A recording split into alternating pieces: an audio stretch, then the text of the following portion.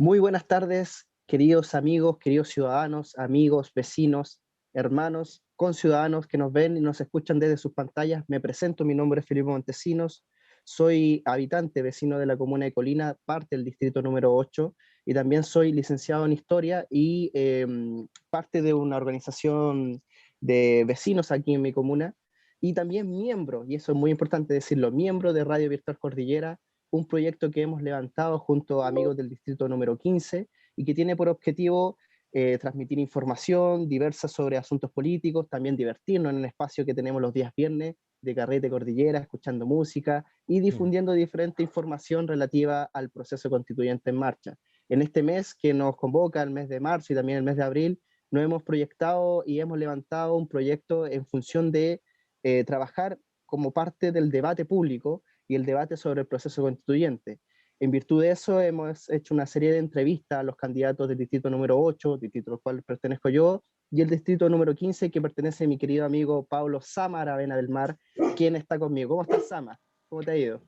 Bien, gracias Felipe. Acá nuevamente en otra jornada de conversación con los candidatos para conocer nosotros quiénes son los que se van a disputar, ¿verdad?, los puestos para poder escribir una nueva constitución. Y el día de hoy estamos con un candidato del distrito 15, a la cual pertenecen las comunas de Codegua, Coinco, Coltauco, Machalí, Doñihue, Rengo, Graneros, Olivar, Mostazal, Requino, Amayoa, San Francisco, Quinta de Tilcoco y Rancagua. Él es Carlos Miranda Muñoz, es profesor y escritor de, podría corregirme, una trilogía llamada Arcanus, ¿verdad? ¿Cómo está, estimado Carlos? Bien, no tengo nada que corregirte, la verdad así se llama mi saga literaria. Es una saga literaria ecológica de la editorial Zigzag que se lee en muchos colegios del país, también se lee en el extranjero. La pueden encontrar en audiolibro, en la plataforma sueca Storytel, la pueden encontrar en ebook en diferentes librerías virtuales. Y físicamente la pueden encontrar también, acá lo tengo, físicamente lo pueden encontrar en todas las librerías. Este es el primer fascículo o la primera parte de la saga, que se llama Arcanus, el Señor del Abismo. Esta es la segunda, que se llama Arcanus, la Profecía del Héroe Caído.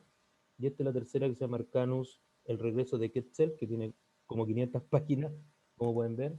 Es una historia ecológica, es una saga muy al estilo del Señor de los Anillos, de Harry Potter. Entonces, en un momento, en el año 2010, pensé, yo siempre me gustó escribir, siempre participé de muchos talleres literarios, concursos literarios, que gané algunos por ahí. Entonces, pensé que podía, ¿por qué no?, un profesor chileno escribir una saga literaria al estilo de estas grandes obras mundiales, y así fue. Tal vez no tiene la repercusión que tienen estos grandes autores, pero está ahí, está presente, está en los planes y programas del Ministerio de Educación para que lo lean los niños.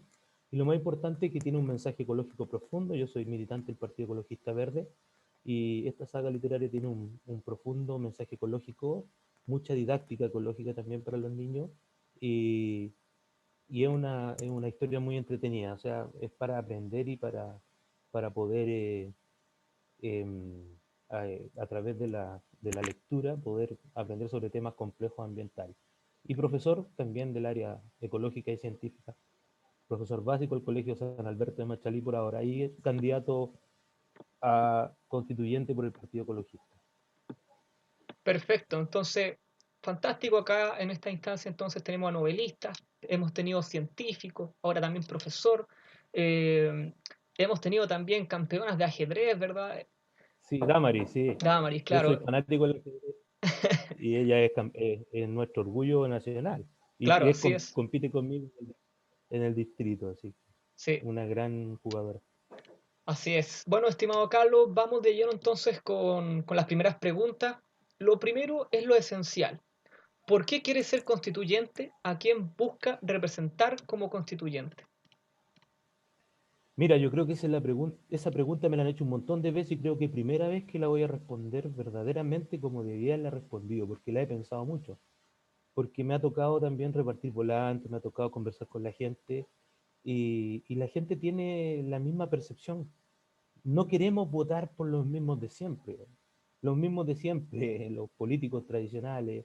se farrearon la oportunidad de, con muchos recursos disponibles, con una democracia incipiente después de la dictadura, con mucha sinergia, con mucha energía potencial, podía haberse hecho un gran país. Sin embargo, lo que se construyó fue un país eh, dramáticamente desigual. Eh, entonces la gente desesperanzada y todo eso empezó se manifestó en el estallido social de la forma que lo conocemos todos. Entonces la gente dice, y yo lo decía también, no queremos votar por los mismos de siempre, por los que se farrearon el país.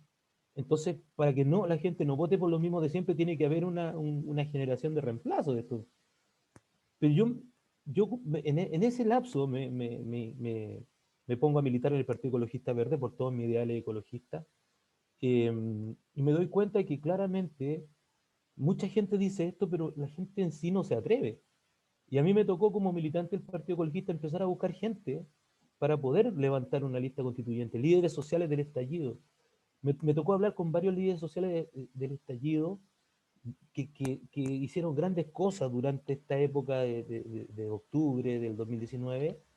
Sin embargo, no se sentían capaces oye, hay que escribir una nueva constitución, mira, ¿quieres participar en forma independiente por el Partido Ecologista Verde? Y decían, no, es que no me siento preparado, no, es que es algo muy grande. Entonces, te empiezas a dar cuenta que al fin de cuentas nadie quiere tomar esas banderas, y al final las van a tomar los mismos de siempre. Entonces alguien tiene que meterse entre medio de las patas de los caballos, alguien tiene que... Y yo me hice las preguntas, y te lo voy a confesar, se lo voy a confesar a ustedes, algo muy íntimo. Yo no tomé la decisión personal, yo dije, le voy a preguntar a 3 personas que estoy seguro que me van a decir la verdad. Cuando empecé y el partido me ofrece a mí, me dice, bueno, tú quieres, Carlos, ser constituyente, tienes los méritos de ser un profesional, de tener tu literatura ecologista, de ser un militante y un activista ecológico conocido en tu sector. Por lo tanto, nosotros consideramos, pero yo no me sentía tampoco capaz, me pasaba lo mismo que le pasa a muchos líderes sociales, extraordinarios líderes sociales que deberían estar acá y no están. Pero yo lo hice, yo le pregunté a 3 personas, que yo estaba seguro que me iban a decir, sí, eres capaz o no eres capaz.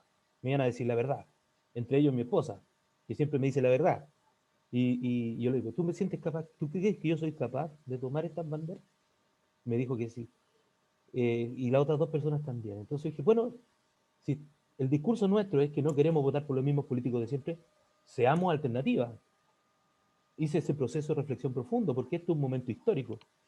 A nivel nacional, por primera vez, una constitución se va a ser escrita por la ciudadanía y no por un grupo oligárquico determinado que siempre ha defendido sus propios intereses económicos propiamente. Entonces, bueno, lo voy a hacer con mis pocos recursos, con mi poca experticia política, con mi poca tradición política tal vez, pero con mucha capacidad. Siento yo que la tengo. Tampoco voy a tener problemas en decirlo. Eh, y alguien tenía que tomar esto y empecé a tratar de convencer a otras personas que yo consideraba que lo eran, por lo menos en mi sector, y empezó a aparecer gente nueva.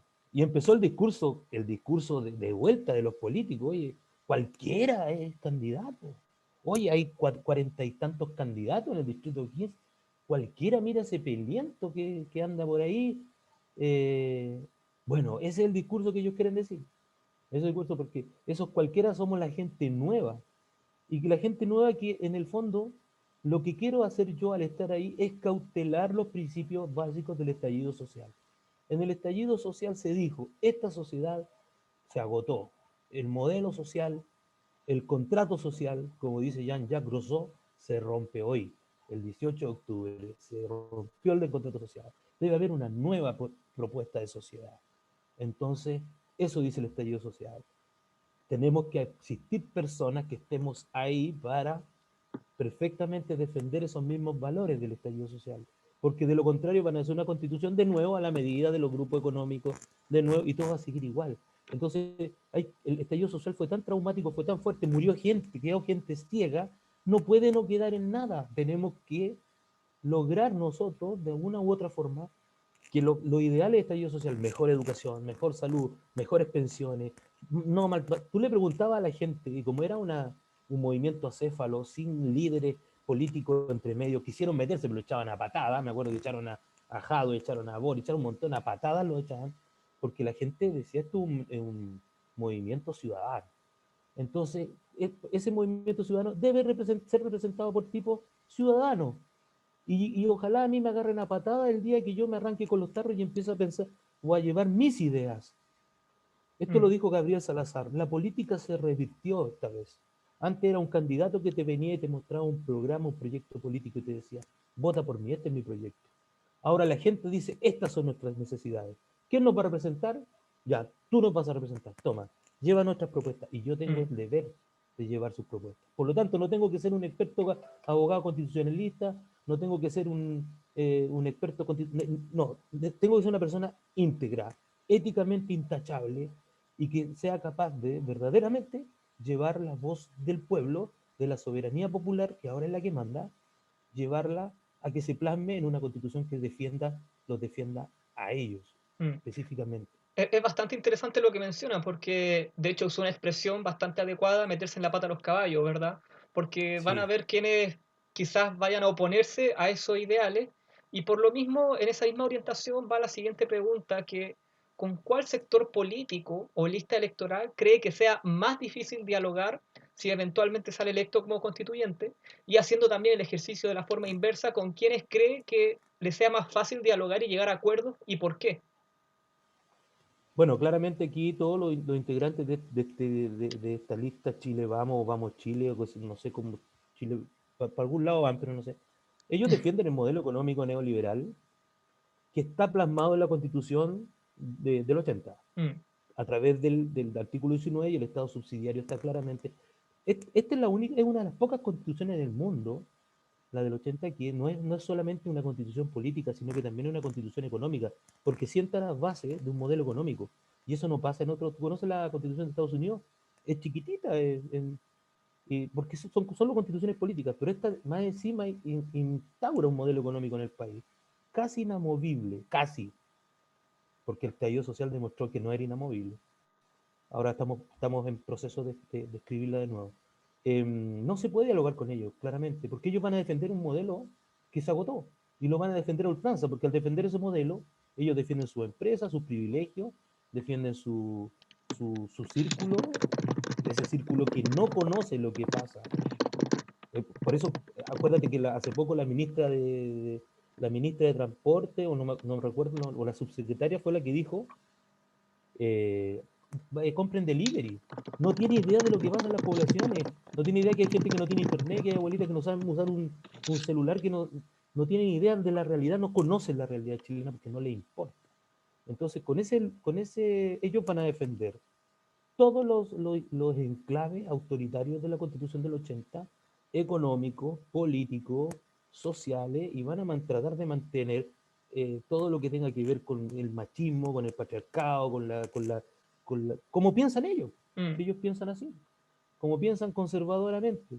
Y ese grupo, que seguramente yo te aseguro que los 6 candidatos que están acá por esa lista de la derecha, todos votaron rechazo. Entonces, ¿qué hacen acá?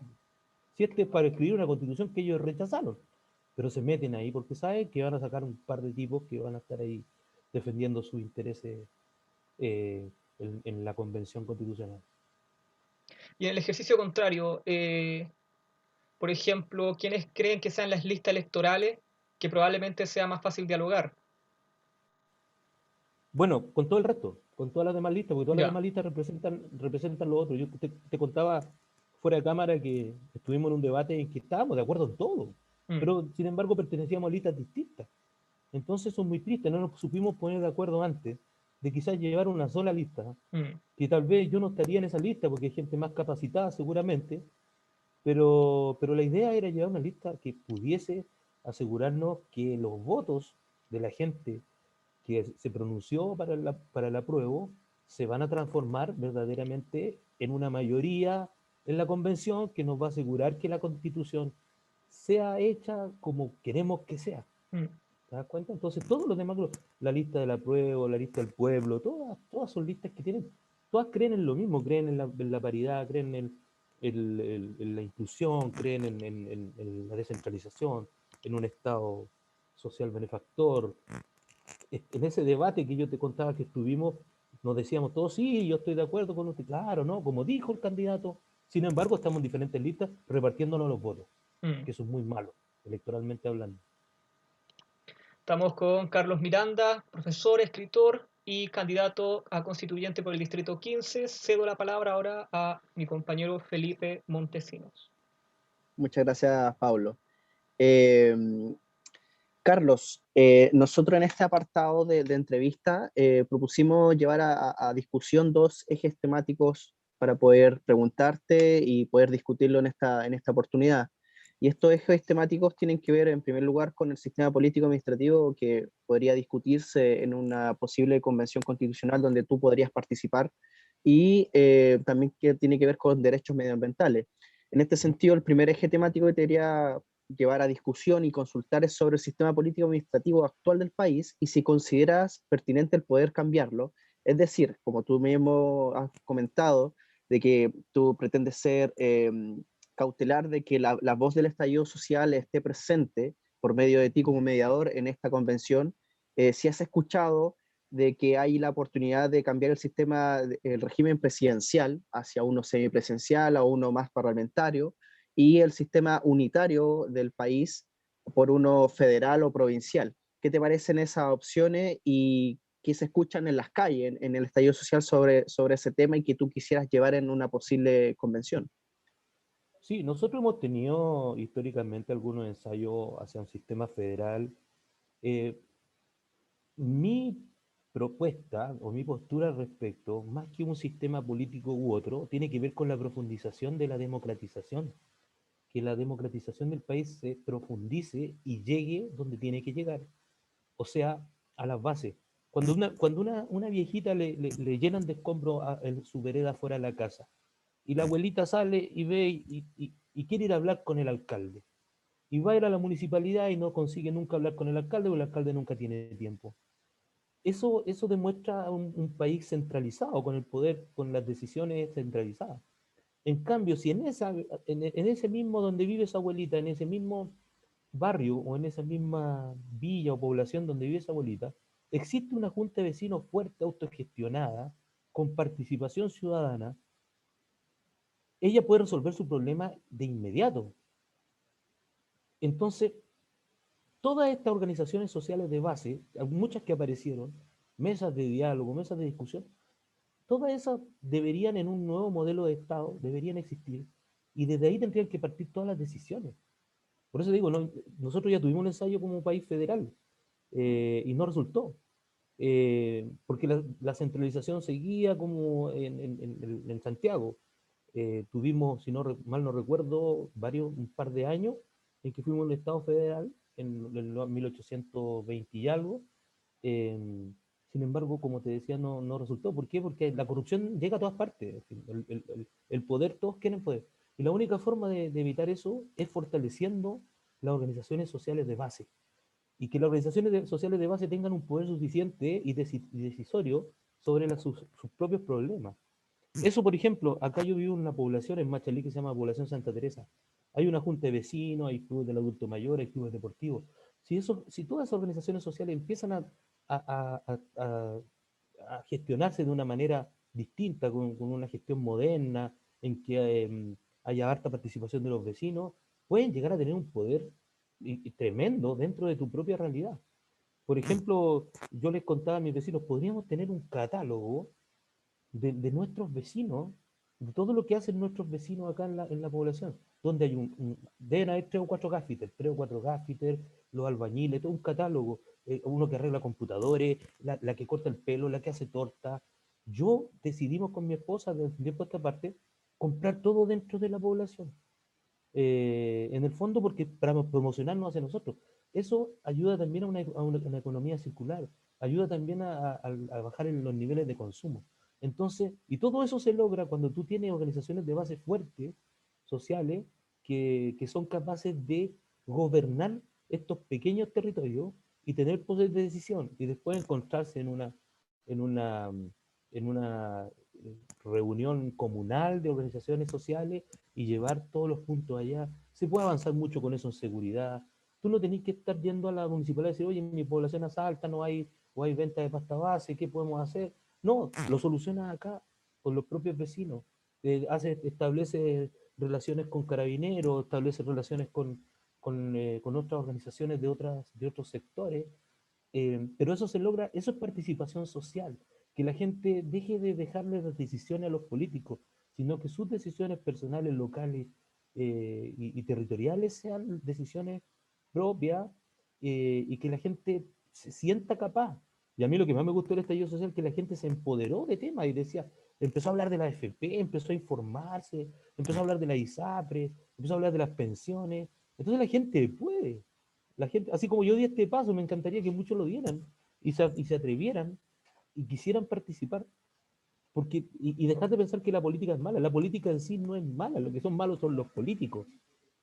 Eso es más o menos como la propuesta de de un Estado en que se profundice la democratización, y eso evitaría el centralismo de las políticas, eso evitaría que los abusos de poder, eso haría que la gente de una u otra manera se sintiera parte. Mira, nosotros reflotamos un club deportivo que teníamos en el barrio, a pesar de que ya casi nadie vive en el barrio, pero lo hacemos por las redes sociales, y lo estamos modernizando, y lo estamos, dos o tres chiquillos más junto conmigo, que no son líderes políticos ni nada, ni candidatos ni mucho menos, sino que simplemente por amor al club estamos tratando de modernizarlo, de que no sea solo un club deportivo, sino que también social y cultural, y integrando gente, haciendo cosas, porque ahí la gente se siente referida, ahí la gente se siente participando de las decisiones que lo involucran. No sé si te respondí, la pregunta fue bien amplia. No sé si Sí, quieres que te haga alguna precisión. mira, si quiere abordar con una precisión de un concepto, lo puede hacer, pero la verdad es que se entendió, la idea es integrar más a la población hacia un sentido de participación democrático y potenciar las bases desde las organizaciones vecinales, barriales, comunales. Y es una experiencia que yo como ciudadano también parte de una dirigencia vecinal también la vivo, o sea, el Y centralismo se vive. la radio que están haciendo Claro, ustedes también, imagínate una radio de la población acá, que estuviera informando sobre las cosas de nuestra población. de los barrios, Seguro que exacto. hay chicos capacitados desde lo técnico y de la capacidad de locutear y todo, y en la cual pudiese estar dando noticias y logra, de esa forma, es más factible echar abajo el modelo económico neoliberal del supermercado. Claro, seguramente aquí a lo mejor en el almacén vas a pagar 50 pesos más por un producto o 100 pesos más por un producto, si es que no va al supermercado, pero en el supermercado va a terminar comprando 10 cosas más que no necesita, pagando estacionamiento, pagando esto, pagando lo otro, gastando benzina y sacando el dinero de tu espacio, que podría perfectamente quedar circulando entre tu misma gente. Y eso se logra con participación social. Muchas gracias, Carlos. Cedo la palabra a mi estimado Sama para que presente su otro eje temático. Vamos ahora con el eje medio ambiente, ¿ya? Siempre digo lo mismo, voy a hacer una Fernando Paulsen, voy a hacer una introducción a la pregunta muy larga para que después vayamos de lleno a la pregunta. Chile es un país que tiene una relación muy particular, tanto particular como lamentable, con la naturaleza, porque tenemos una gran variedad de recursos debido a nuestra extensa geografía y de hecho nuestra economía depende en gran medida de esta relación con la naturaleza, ¿verdad? La industria minera, cuprífera, es nuestro principal rubro primario exportador como país. Y sabemos que nuestro distrito, sobre todo Rancagua y Machalí, son claves para el país en ese sentido. El segundo rubro primario exportador que tenemos en Chile es el sector forestal. Y aunque nuestra región no figura como un territorio clave para la industria forestal, sí es parte del circuito de instalación de bosque de monocultivo. De hecho, la agrupación Bosques para Cachapoal sostiene, o al menos sugiere, que nuestra región de O'Higgins podría convertirse en escenario de próximas zonas de sacrificio, o, dicho de otro modo, zonas donde se desarrollan procesos productivos que son nocivos para el medio ambiente. En lo que sí nuestra región en su conjunto es clave es en el sentido agrícola. Lamentablemente, este sector de la industria acapara el 70% del agua a nivel nacional.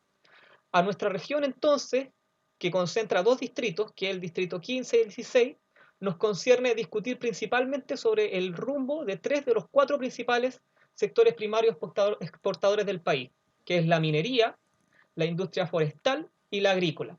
Todos estos sectores son contaminantes debido a nuestro modelo extractivista de la tierra, lo cual afecta no solamente a los suelos, sino también a los recursos hídricos disponibles, que son lamentablemente cada vez más escasos, y por supuesto afecta a la salud de las personas. Lamentablemente, todo parece indicar que cualquier daño que hagamos a estos sectores industriales podría repercutir en un trastorno en menor o mayor medida en la economía del país. Entonces, en concreto, la pregunta es, ¿cómo podemos concebir una constitución ecologista que asegure los derechos medioambientales de todos los seres vivos sin trastornar considerablemente la economía del país? Es una pregunta, imagínate que yo tuviera esa respuesta, sería prácticamente es como la piedra filosofal o encontrar la fuente de la juventud, imagínate. Eh, lo, lo que yo creo, pero lo siento en lo profundo de mi ser, es que nosotros consumimos demasiado, o sea, estamos en una vorágine de consumismo y consumimos un montón de productos que son innecesarios y que no deberían estar. Desechamos productos con facilidad. Yo creo que cambiando hábitos de consumismo, yo creo que el extractivismo sería menor. Yo encuentro que están disociados completamente, ¿eh? Si tú quieres una constitución ecológica, el nivel o la velocidad o el ritmo que lleva el progreso demostró que está absolutamente por sobre la capacidad de la misma naturaleza a regenerarse. Ese es el tema. Ahora, una constitución ecologista primero tiene que determinar, pero con claridad, que no deben existir más zonas de sacrificio. No deben existir más zonas de sacrificio, porque las zonas de sacrificio están determinadas porque el modelo económico le permite a la empresa o le da libertades a la empresa para poder operar y la empresa va a operar contaminando, destruyendo la biodiversidad, y nadie puede detenerla. Y las organizaciones sociales o las comunidades no tienen la fuerza ni el poder. Entonces, ese sería como el primer punto, entregarle el poder o entregarle el suficiente poder a las comunidades para que pudieran defender su espacio y sus territorios. Ante este modelo que le da total libertad a la empresa, para que la empresa produzca, extraiga, sin contemplaciones con la naturaleza. Ese sería el primer punto. ¿Ah? Que cambie un poco ese modelo. El modelo actual, como te digo, le da todas las facilidades a las empresas. De hecho, los estudios de impacto ambiental tardan, se producen, generalmente se falla a favor de la empresa, porque las empresas hacen mitigación con algunas, ponen un par de árboles por allá, una placita por acá, le dan un billete o le ponen un gimnasio o una nueva sede social a una comunidad y creen que con eso pueden hacer lo que se les antoja con el espacio eh, como funciona actualmente, pero dándole más fuerza a las comunidades para que las comunidades detengan cualquier proyecto que ponga en riesgo la salud de las personas, el espacio ecológico y la biodiversidad que ya existe. Eso es fundamental. El segundo punto que es fundamental también, determinar que el agua es un derecho de los seres vivos. ¿Ya? Eso es otro punto. Bueno, todos sabemos y está archi sabido que el único país del mundo en que el agua es propiedad es nuestro país. Entonces, ese es otro tema que tendría que establecerse como una garantía constitucional. El agua es un recurso de todos los chilenos y está por sobre el derecho a propiedad. Porque eso lo dice la Constitución del 80, que el agua es un recurso de todos, pero está supeditado al derecho de propiedad. Entonces, por esa razón se puede transar en el mercado. ¿Y qué es lo que significa eso? Mayor desigualdad. Lo que tú mencionabas de los monocultivos. Ojo, yo soy un fanático y amante de nuestro bosque, de acá de nuestra región, del Distrito 15, que es el bosque esclerófilo, que es uno de los bosques más maravillosos que existen. No porque sea nuestro, sino que porque es un bosque que resiste, está siempre verde, es un bosque perenne que está siempre verde. Tú vas en el invierno, en el verano a la cordillera y está todo verde, porque son ultra resistentes a la sequía y funcionan con muy poquita agua. Pero si tú rompes o sacas ese bosque nativo y plantas pino, como ocurre, o palto, que son estos monocultivos ahora, y destruye el bosque clorófilo, los paltos no son dipsómanos, o sea, la palta se llama aguacate, imagínate. Entonces ocupan cantidades de agua impresionantes y que se la roban a la otra especie. Entonces no solamente en el sector donde plantaron los paltos. Entonces una constitución ecológica tiene que establecer claramente todos estos principios básicos de la zona de sacrificio, de dejar los animales sean considerados bienes muebles, porque en estos momentos los animales son considerados bienes muebles, no sujetos de derecho o no sintientes, y nosotros somos animales. O sea, si tú lees cualquier tratado de biología, nosotros pertenecemos al reino animal. Sin embargo, nos creemos superiores, y en este proceso de creernos superiores consideramos que también son propiedad. En el tema siempre, siempre lo que nos obstaculiza o lo que se pone por delante es el concepto de propiedad, que como te decía al principio, en esta constitución queda establecido el derecho a propiedad. Y eso es lo que reclaman tanto los que ahora dicen, bueno, y el tercer retiro y el segundo retiro, y que no, que como, bueno, derecho a propiedad, pues si es tu plata, ocúpala. No, pero es que el derecho a propiedad para los empresarios nomás. El derecho a propiedad para los que tienen, el derecho a propiedad para los que arrasan con, la, con el espacio ecológico. Entonces, la naturaleza también tomarla como sujeto de derecho. La naturaleza nos provee a nosotros de todo lo que nosotros utilizamos. Y si seguimos a este ritmo, la naturaleza no va a poder proveernos de todo eso, y van a empezar los problemas que, bueno, ya estamos teniendo, y generar. Si tú vas a Peumo, mi señora es peumina, es de Peumo, y nosotros vamos siempre para allá. Ahora, si tú vas a Peumo, tú te vas por una recta larga que está entre Peumo y Las Cabras, hay una recta larga, y tú miras a tu lado derecho, y es impresionante el verdor que hay. Ahí está todo con chitoro, están todas las viñas y todas las parras, todo verde, verde, hasta en los cerros. Y tú miras a tu lado izquierdo, donde la gente tiene sus parcelas, los pequeños agricultores, y está todo seco. O sea, agua hay. Agua hay. Estamos en una sequía hace 8 años, pero todavía queda agua. Pero se la están apropiando las grandes empresas. En Las Cabras hubo un tremendo problema porque a un tipo le dieron Hay corrupción hasta en la CONAF, porque la CONAF tiene que firmar unos documentos como para autorizar el uso de ciertos suelos, y ahí el Solari, que son los dueños de Falabella, compró un terreno y plantó palta en Las Cabras, en un sector que se llama, a ver, no me recuerdo muy bien, pero bueno, en ese sector que plantaron palta, y había un bosque nativo ahí, había un bosque de boldo, y chao con el bosque nativo, y vamos poniendo palta. Entonces eso tiene que parar de una vez por todas. Está bastante conectado su respuesta a lo que nos decía anteriormente, ¿verdad? Que en los territorios sean las comunidades las que tengan poder de decisión también de lo que va a pasar en su propio territorio. Pero también, en base a su respuesta, me da la impresión de que entonces debería también fortalecerse el rol de la ciencia en las políticas públicas, ¿o no? Mira, me quitaste la palabra de la boca, la verdad. Mira, yo estuve en un debate sobre los animales en la Constitución. En algún momento el debate se puso re bueno, porque cuando uno habla de los animales en la Constitución, la gente inconscientemente termina pensando en los perros y en los gatos. Mm. Y resulta que tú tienes animales. eh, el reino animal considera una hormiga un animal. La biología, son invertebrados, del grupo de los insectos. La hormiga es un animal. Entonces, si tú transformas a los animales sujetos de derecho, la hormiga va a tener derecho. Entonces, no sé, pues, aquí de repente las hormigas están ahí, vamos tirando el insecticida a la hormiga, matáis 500 hormigas y no te pasa nada, pero le pegáis una patada a un perro en la calle y te pueden meter preso. ¿Por qué? Porque ahí tiene que entrar la ciencia a decir verdaderamente.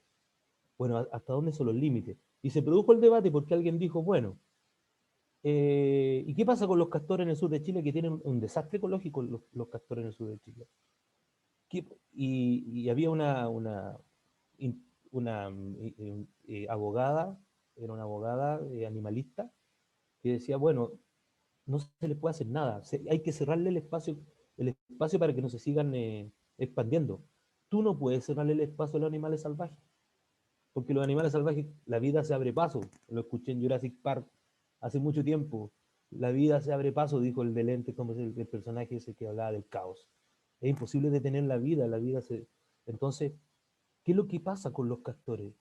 Ella no se atrevió a decir que había que exterminarlos porque estaría yendo en contra de los mismos discursos que está diciendo ella. Pero ahí apareció un animal que está produciendo problemas. Entonces, ahí tiene que entrar la ciencia y decir verdaderamente, en ese tipo de discusiones finas tiene que entrar la ciencia y decir, bueno, ¿a qué nos referimos con animales con derechos? ¿A qué nos referimos con animales sintientes? ¿A qué nos referimos con maltrato animal? Ahí tiene la ciencia que poner su... mira, y yo se lo pregunté a un chico que conocí en Las Cabras, extraordinario conservacionista, él me dijo, primero, en nuestro país, primero la defensa de la fauna y flora nativa. En ese caso, los castores deberían entrar a un sistema de exterminio. Claro, son animales, diría otro, pero los derechos animales están matando a los castores. Pero resulta que tú tienes que poner una cosa por sobre otra, porque de lo contrario no es demagogia. De lo contrario, que los animales, queramos a todos los animales, pero no puedes. O sea, tú tienes que defender primero la fauna nativa. Entonces, ¿cómo vamos a ir a cortar los paltos porque cortaron los boldos y nos vamos a enojar con los paltos y los paltos también son seres vivos? No, pues primero había que defender ese bosque nativo que estaba ahí y no permitir que se plantara una especie exótica o exógena que va a terminar produciendo un desastre ecológico. Entonces, en todas esas discusiones finas tiene que entrar la ciencia a hacer esas precisiones en las cuales nos vamos a encontrar con ese tipo de situaciones. ¿Mm? Nosotros tenemos huemules y pudú en el sur de Chile, deben quedar 200, 300 huemules. ¿Por qué? Porque el ciervo rojo que trajeron de Estados Unidos tiene la escoba para el sur. Entonces, compitiéndole ¿qué hay que hacer para poder restituir al huemul? Bueno, vaya a tener que hacer cosas que de pronto no parecieran muy... Pero son decisiones ecológicas. Entonces, es muy importante lo que tú dices. En eso tiene que entrar la ciencia a hablar y a decir cuál es la verdad científica al respecto. Mm. Muchas gracias. Estamos con Carlos Miranda, profesor, escritor y candidato a constituyente por el Distrito 15. Le doy la palabra a Felipe para que presente una nueva sección. Muchas gracias, Pablo. Muchas gracias, Carlos, por las preguntas que nos has ido comentando, discutiendo en esta entrevista. Como bien lo dice Pablo, ahora vamos a inaugurar una nueva sección dentro de nuestra entrevista a candidato constituyente que denominamos como ping-pong constituyente. ¿Cuáles son las instrucciones de este juego que vamos a hacer de discusión? Uno de los entrevistadores, en este caso Pablo o yo, vamos a lanzar una serie de preguntas al candidato y el candidato tiene que responder lo primero que se le venga a la mente, ojalá lo más acotado posible. Van a ser una serie de conceptos que se han planteado dentro del debate público y el candidato tiene que, lo más rápido posible y lo más acotado y en síntesis posible, dar una respuesta frente a esos conceptos que dice el entrevistador. Posterior a eso, se van a elegir dos de esos conceptos para que sean abordados con mayor profundidad por el candidato. Así que Paulo va a ser la persona que va a decir estos conceptos y por favor, Carlos, cuando estés listo, comenzamos este ping-pong constituyente. Qué difícil porque ustedes vieron aquí tengo una historia de 1000 páginas, o sea, lo que menos sé y he hablado, y cada vez que me preguntan hablo 10 minutos, me cuesta mucho sintetizar, vamos a tratar de hacer lo mejor posible. Ya. De todas que sea formas, lo más síntesis posible. claro, Pablo, también por puede favor. contestar con otro concepto porque de todas formas, Sí. como dijo Felipe, luego vamos a tomar dos de sus respuestas y las vamos a profundizar. Entonces, claro, si le queda algo ahí, después podemos volver a eso, ¿vale? Entonces, empecemos. Bueno, así como anécdota, con Felipe intentamos esta dinámica y sí, la verdad es que es bastante difícil sintetizar, uno se pone un poco nervioso, ¿verdad? Pero vamos con ello, se puede. Vamos a hacer lo que podemos. Bueno, acá vamos con el primer concepto. El primer concepto, Congreso bicameral. Mal. Educación.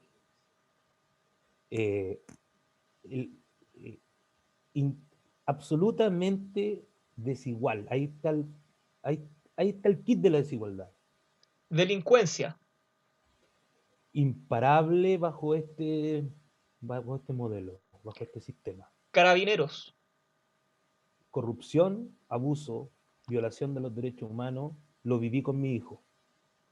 pueblos indígenas, Absolutamente injusto sobre injusticia contra ellos, injusticia histórica, deuda histórica con los pueblos originarios. presidencialismo, Debe cambiar, absolutamente, a mayor democratización.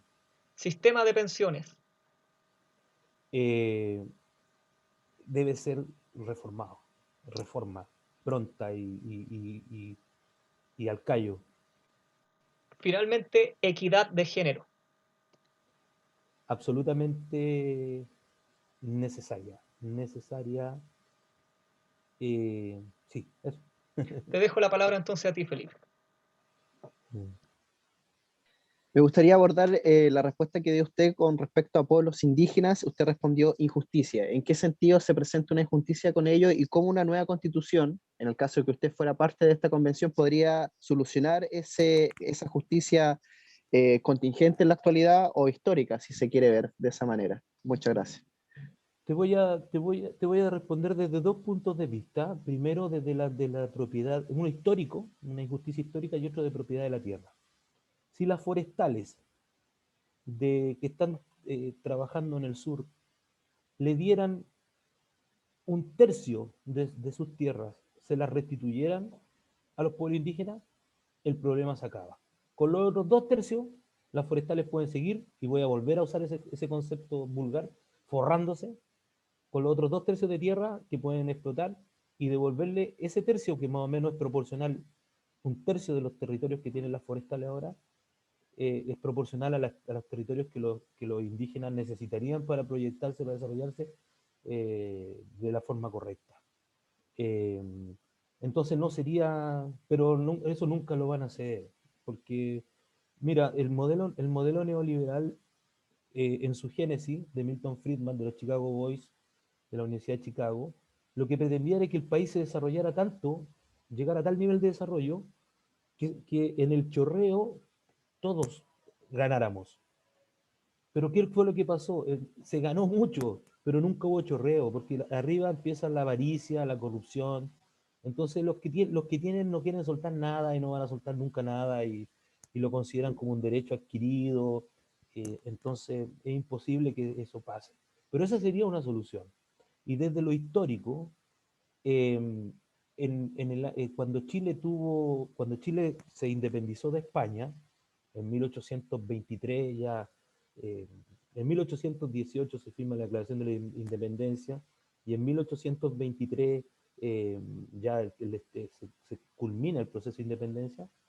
El Estado de Chile hace un tratado con el pueblo mapuche, un tratado que se llama el Tratado de Tapigüe. Hacen un tratado en el cual consideraban, porque estaba el peligro de que los españoles volvieran a reconquistar. Entonces el Estado de Chile hizo un tratado con el pueblo mapuche, con los principales caciques y líderes del pueblo mapuche, de rechazar, o sea, de considerar a los españoles como un enemigo común. Entonces, en ese momento, el Estado de Chile reconoce al pueblo mapuche como una nación. ¿Te das cuenta? Porque hacen una alianza con ellos. Entonces los mapuches siempre han dicho, bueno, nosotros no somos, nosotros deberíamos ser una nación aparte, un Estado unitario plurinacional, donde se reconociera que cada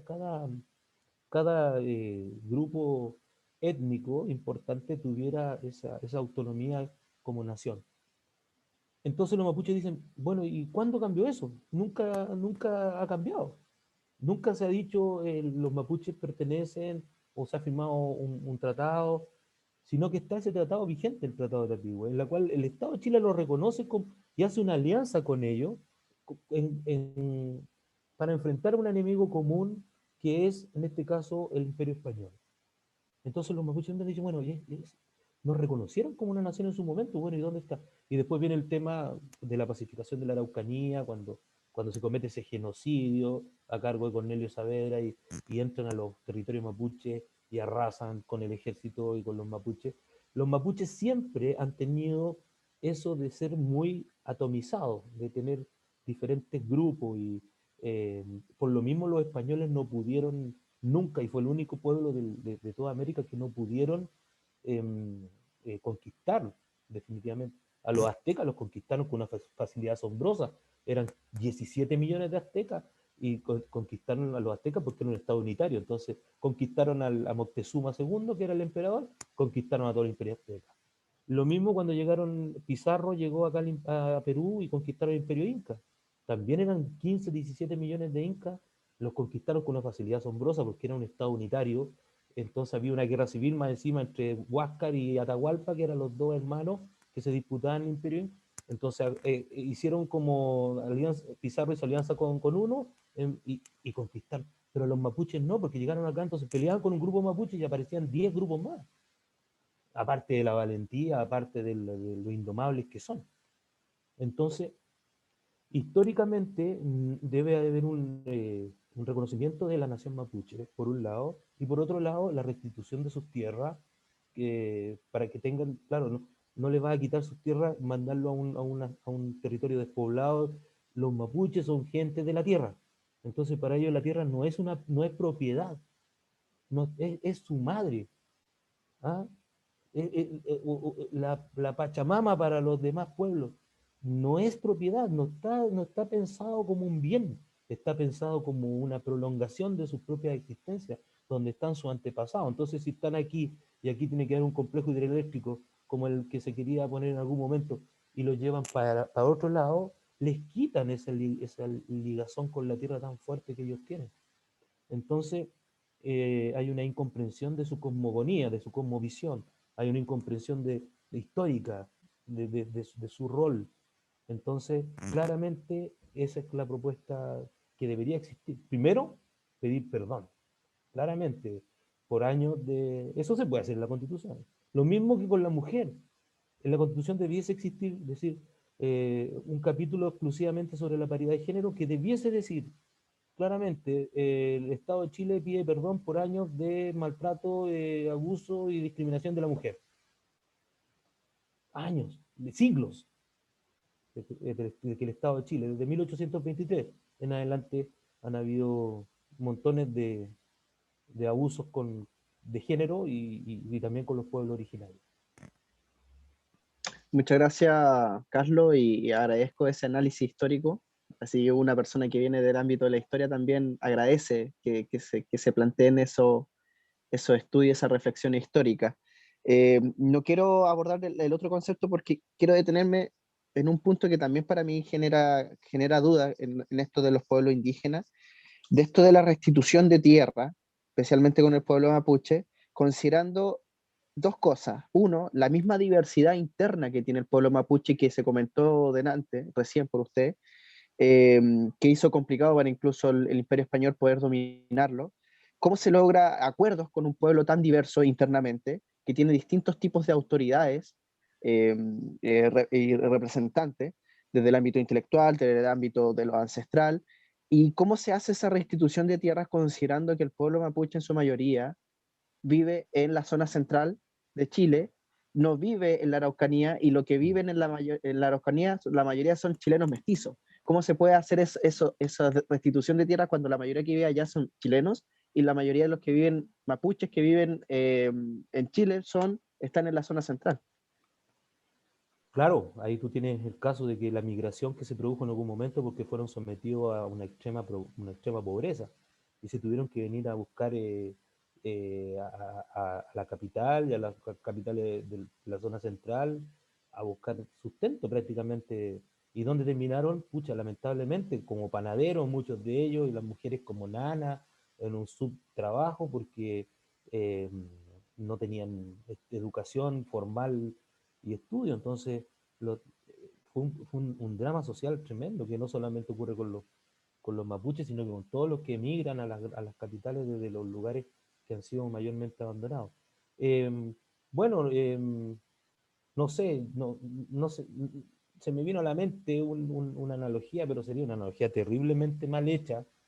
Estaba pensando en Israel y la diáspora, y cuando se le entregó un territorio y muchos volvieron al territorio israelí, y fundaron su país en el año 48, pero cualquier profesor de historia, tú mismo me puedes agarrar del cuello y decir qué estás haciendo, pues no compara a los mapuches con los israelitas, pero en algún momento tiene que existir ese reconocimiento, esa deuda que hay de tierra territorial, porque como te digo, muchos mapuches nunca tuvieron la noción de transformar la tierra en propiedad, entonces llegaban las forestales y seguramente le ofrecían algo de plata que no correspondía ni siquiera al valor de la tierra, si es que le ofrecían algo, si es que no llegaban y lo echaban, simplemente lo expropiaban. Eh, es difícil, pero yo creo que muchos de estos jóvenes mapuches profesionales que ahora se están viniendo a estudiar acá y se están transformando en defensores de su pueblo con mucha educación, porque se han transformado, ellos también deberían tener, por per se, por solo hecho de ser de un pueblo originario, derechos de tierra que el Estado debería conferírselos claramente. Muchas gracias, Carlos, y cedo a la palabra a mi querido amigo Sama para que haga este cierre de nuestra entrevista en esta oportunidad.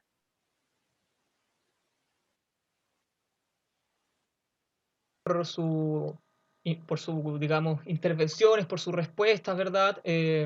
Dejamos, por supuesto, a nuestros espectadores, a nuestros auditores invitados a seguir la pista a Carlos, ¿verdad? Seguir la pista también a los otros candidatos que hemos entrevistado. Hemos entrevistado hoy día a Carlos Miranda Muñoz, ¿verdad? Profesor, escritor y candidato por el distrito número 15. Quería ceder algunos minutitos, Carlos, por si quieres dirigirte, ¿verdad?, a la gente. Si quieres, puedes entregarle un mensaje en 1 o 2 minutos. Bueno, primero agradecerle a ustedes porque me pude explayar bastante y desarrollar la idea, que eso es muy importante para que la gente pueda comprender la esencia de lo que uno pretende en esto. Pero fundamentalmente no quiero llevar mis ideas personales a una convención constitucional en el caso de ser elegido, sino que me comprometo ante la ciudadanía a eso que me motivó a meterme a estas patas de los caballos, como decía en algún momento, comprometemos a la ciudadanía a ser portavoz de las demandas sociales que nacieron en el estallido social. Hubo gente que murió, hubo gente que quedó mutilada, hubo gente que sufrió mucho, a mi hijo se lo llevaron preso, estuvo formalizado y él no estaba haciendo nada más que manifestarse pacíficamente. Sin embargo, los señores carabineros se lo llevaron precisamente por eso, porque no se llevan a los que están en la primera línea porque les temen, pero sí agarran a los que andan manifestándose periféricamente por ahí. Entonces lo pasamos muy mal, tuvimos mucho miedo, mi hijo lo pasó muy mal también. Entonces, toda esa gente que sufrió, que sufrimos para el estallido social, que esto verdaderamente no haya sido en vano, que todo eso que pasó, de que toda esa magia maravillosa, ese romanticismo, esa acefalía que tuvo en su momento, esa comunión, yo me encontraba con apoderados, yo trabajo en un colegio particular, con apoderados que tienen buena situación, sin embargo salían a pedir por otros que lo necesitaban, esa magia que se creó, que no se pierda, que no la giren a favor de ellos los partidos políticos tradicionales, como lo hicieron con el nuevo pacto, el pacto por Chile, el pacto por la paz, que no sé cómo le llamaron, en el cual se trataron de echar al bolsillo a la gente, tratar de mantener esa integridad como persona y escuchar a las organizaciones sociales de base y llevar esos principios, esas inquietudes y no lo que yo pienso, no lo que piensa el partido, que afortunadamente el partido está muy en la línea con lo que la gente demandaba en esto, llevarlo a que se plasme una constitución que proteja a la gente, a la ciudadanía, que sea humanista, que sea ecológica, que sea ciudadana y que verdaderamente proteja al más débil y no a los poderosos como ha sido la tónica por 200 años en este bendito país que se llama Chile. Muchas gracias, Carlos, y muchas gracias también, por supuesto, a Felipe por acompañarnos en esta discusión, a pesar de que él es, por supuesto, del Distrito 8, aún así siempre apoyando en estas conversaciones. Muchas gracias, Felipe, también.